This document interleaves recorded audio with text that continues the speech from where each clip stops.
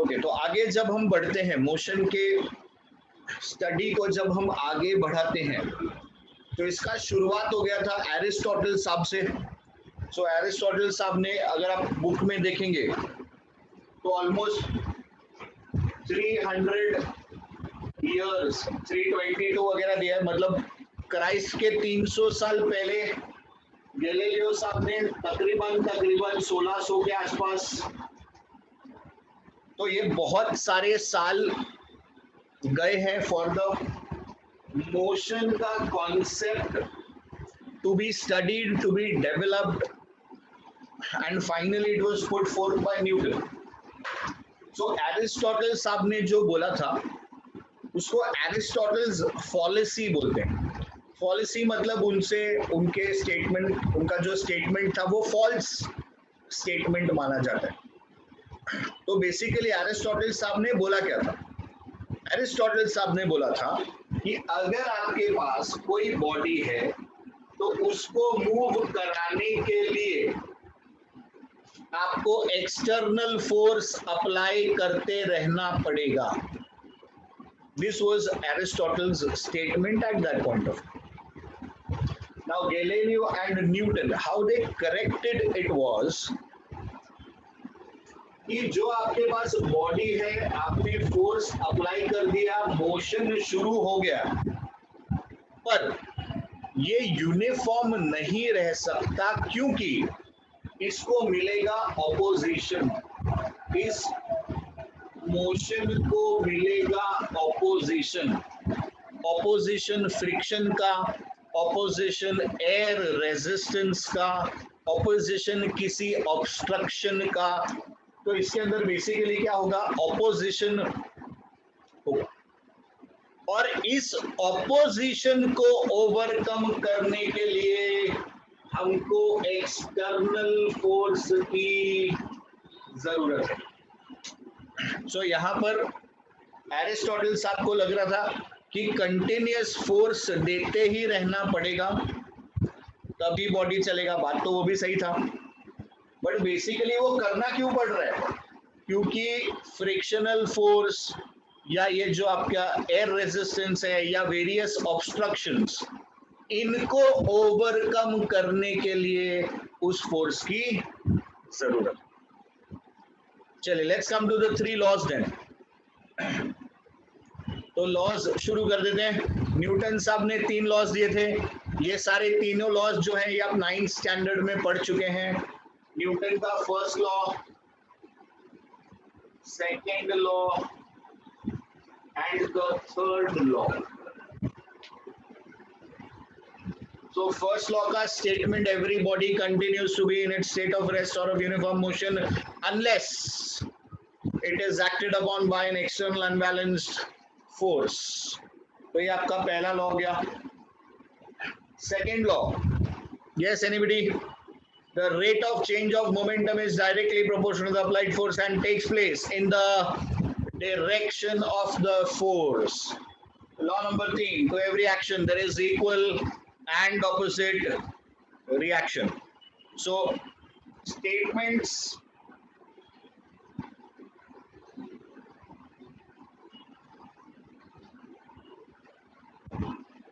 अगर आप भूल गए हैं तो भाई आपको याद करने पड़ेंगे।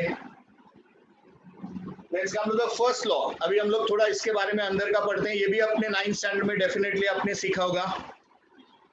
जो आपका पहला लॉ है इसका नाम है द लॉ ऑफ इनर्शिया। आ रहा है? सबको याद आ रहा है? तो जो पहला लॉ है क्या नाम है इसका? It is the law of inertia. Correct? What is inertia? Yes students, what is inertia?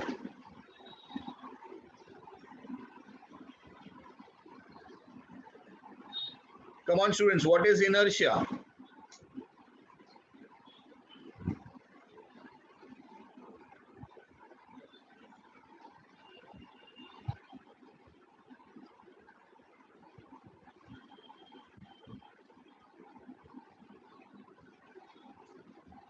Okay Prathamesh.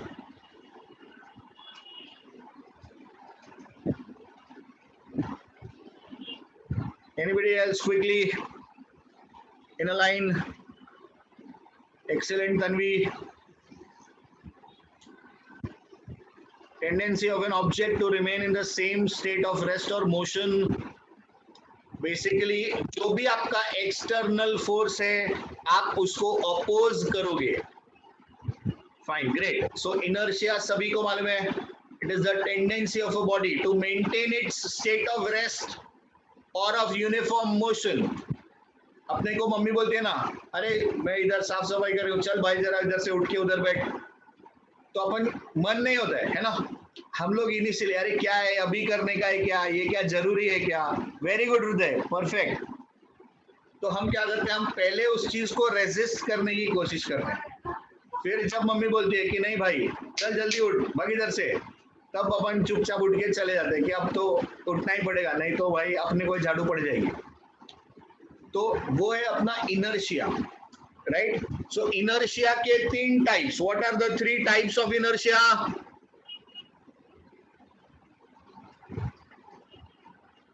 So first law में देखिए आपको इनर्शिया मालूम होना चाहिए,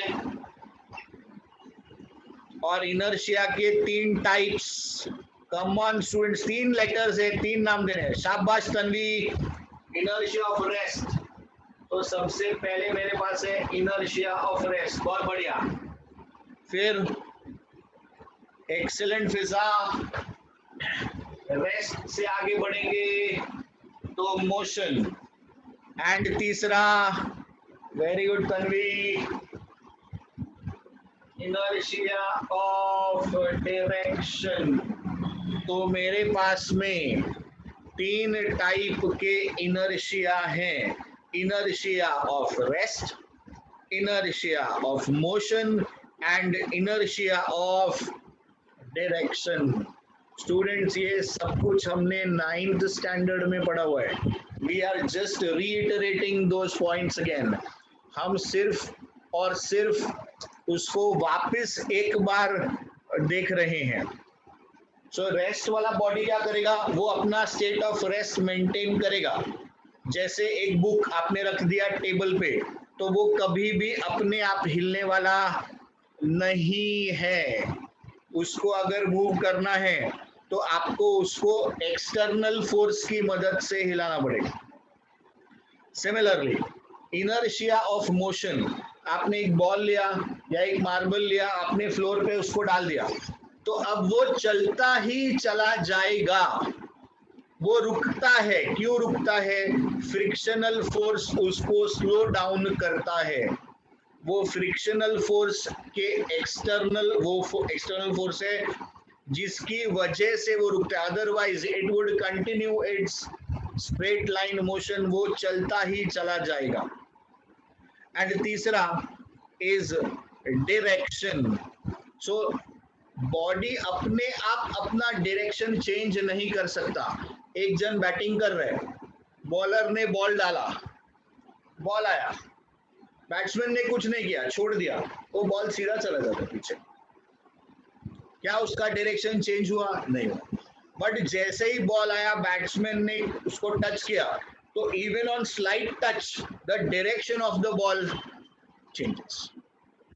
So ideally inability of the body to change its state of rest, motion or direction gives me my inertia. तो ये अपना first law हो गया. चलिए सेकेंड लॉ पे जाते हैं, एंड सेकेंड लॉ से डेरिवेशन भी करेंगे भाई. ये फर्स्ट वाला क्लियर है आपको? तीनों नाम क्लियर है. इनर्शिया का मतलब क्लियर हो गया, रेस्ट, मोशन, डायरेक्शन क्लियर हो गया. चलिए ग्रेट. तो students, second law, the rate of change of momentum is directly proportional to the applied force and takes place in the direction of the force. इसको इसका हम derivation देख लेंगे, इसका प्रूफ देख लेंगे कि फोर्स का डेरिवेशन कैसे आता है. So the statement is saying the rate of change of momentum is directly proportional to the applied force and it is taking place in the direction of force.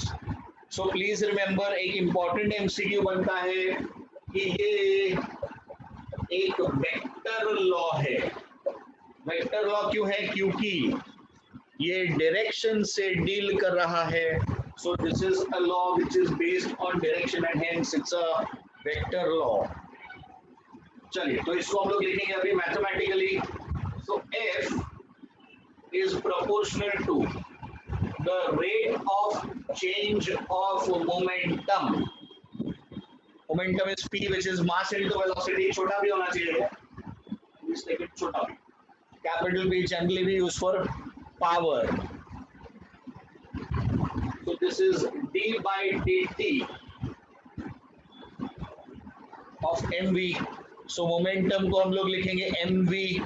Mass is a constant, बाहर आ जाएगा. So this is m d by dt of v. So this is proportional to ma. dv by dt is acceleration. Proportionality जाएगा equal to sign आएगा. We write kma. For air k is 1. So f is equal to ma. तो ये आपका derivation आ गया. Force is equal to mass into acceleration. I think ये भी आपने 9th standard में किया होगा. Now since it's a long time तो हो सकता है कि कुछ आपको ऐसा लग रहा हो कि नहीं किया है वगैरह, but this is also something which you have already done in your lower standards. Now there is something which you have not done in the lower standard. Second law और फर्स्ट लॉ में relation बताइए, या फिर second law से first law prove कीजिए कि हम second law की मदद से फर्स्ट लॉ कैसे प्रूव कर सकते हैं. ये देखते हैं. ठीक है, तो देखिए अभी हम क्या करने जा रहे हैं, प्लीज ध्यान दीजिए. अभी हम करने जा रहे हैं सेकेंड लॉ से फर्स्ट लॉ.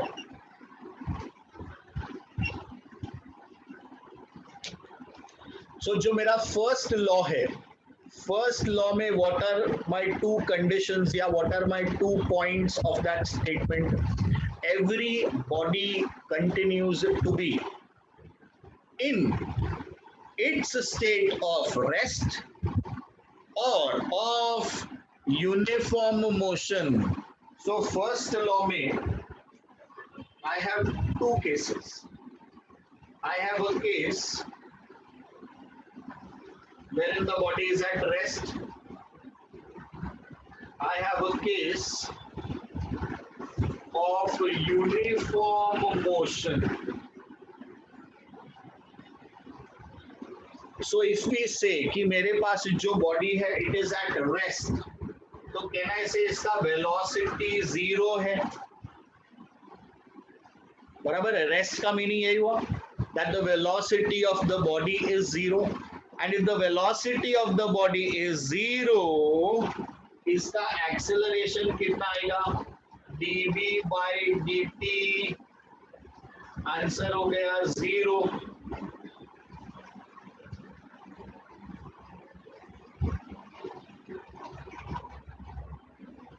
जीरो का बेटा आंसर 0 ही आएगा. इफ एक्सेलरेशन इज 0 तो आपका f is equal to ma. So f कितना आया, 0. यानी कि क्योंकि कोई फोर्स अप्लाई नहीं हुआ है, is there any external force applied, therefore my body is remaining at rest. Every body continues to be in its state of rest or of uniform motion. वो अभी देखेंगे हम. Unless an external unbalanced force is applied to it. So there is no external force applied. तो देखो भैया वो rest पे. आ रही है बात, समझ में आ रही है सबको? पॉइंट क्लियर है? Great. So can we move on to the next case, यानी कि वेलोसिटी को जब हम यूनिफॉर्म रखते हैं तो यहाँ पर आपका वेलोसिटी हो गया कांस्टेंट. तो यूनिफॉर्म वेलोसिटी मतलब क्या है? कांस्टेंट वेलोसिटी है. तो इसका derivative, what is the derivative of a constant? Derivative of a constant is zero. यहाँ पर क्योंकि वेलोसिटी कांस्टेंट है इसलिए आपको आंसर मिल रहा है जीरो, यानी कि यहाँ पर एक्सेलरेशन कितना है? जीरो. तो फोर्स एक्टिंग कितना हुआ? Zero. So no external force is acting on the body and therefore it is maintaining its state of uniform motion. तो हमने क्या किया? हमने सेकेंड लॉ की मदद से फर्स्ट लॉ प्रूव कर दिया है. चलिए प्लीज इसको देख, वो बेसिकली एक दूसरे के साथ इसी तरीके से कनेक्टेड है. So as I said, first law में ही हम लोग ने बोल दिया था एक एक्सटर्नल अनबैलेंस्ड फोर्स. तो फर्स्ट लॉ में उसने नाम दे दिया फोर्स, सेकेंड में उसने आपको उसके बारे में जानकारी दे दिया. फोर्स के SI unit is Newton, M into A, mass is kg, acceleration is metre square. तो kg मास के लिए, एक्सेलरेशन मीटर पर second square.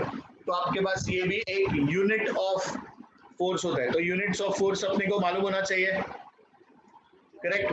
Now let's come to the third law, Newton का थर्ड लॉ. क्या सबसे easiest इसका statement है? To every action there is equal and opposite reaction. So to every action there is equal and opposite reaction. और इससे related हमको बहुत सारे एग्जाम्पल्स मालूम है. Can you give me a few examples? Action and reaction. Okay, Prathamesh. Very good, Brahmjot. Very good, Tanvi.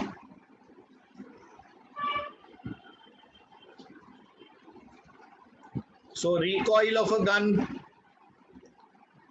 fire hose, rockets. Okay, great. बहुत बढ़िया example है. Swimming, book on a table, walking. तो जहां पर भी आपके पास दो, सबसे इंपॉर्टेंट चीज आप यहां देखिए, ये जो एग्जाम्पल्स बोलने का रीजन था, why I asked you the examples, क्योंकि जब आप एग्जाम्पल देते हो तो ऑटोमेटिकली आप देखिए दो बॉडीज इन्वॉल्व्ड हैं. हर एक एग्जाम्पल जो आपने दिया है वहां पर दो पार्टीज इन्वॉल्व्ड हैं. सो न्यूटन का जो थर्ड लॉ है, सबसे इंपॉर्टेंट इसमें यही बात है, क्योंकि बचपन से अपन क्या सीखते हैं कि अगर कोई चीज इक्वल एंड ऑपोजिट है तो वो तो जीरो हो जानी चाहिए. पर वो जीरो कब होती है? जब दोनों एक ही बॉडी पे एक्ट कर रहा है, तब उसका नेट इफेक्ट जीरो मिलेगा. बट यहाँ पर आपने जितने भी एग्जाम्पल्स दिए, you will always find that there are two different bodies which are involved, and this is one of the most important things of your Newton ka third law, that there are two different bodies which are involved. और यहीं से, ये आपके third law से आपका momentum के भी जितने भी आपने एग्जाम्पल्स दिए, if you think about them, you will find कि मोमेंटम में वेरिएशन आपको यहाँ पर मिल रहा है. तो जो मोमेंटम वाला है, लॉ ऑफ मोमेंटम, वो यहीं से उसका शुरुआत होता है. So that is how things get connected to each other. So students, we will stop here for the day और इसी को हम लोग आगे बाद में कंटिन्यू करेंगे.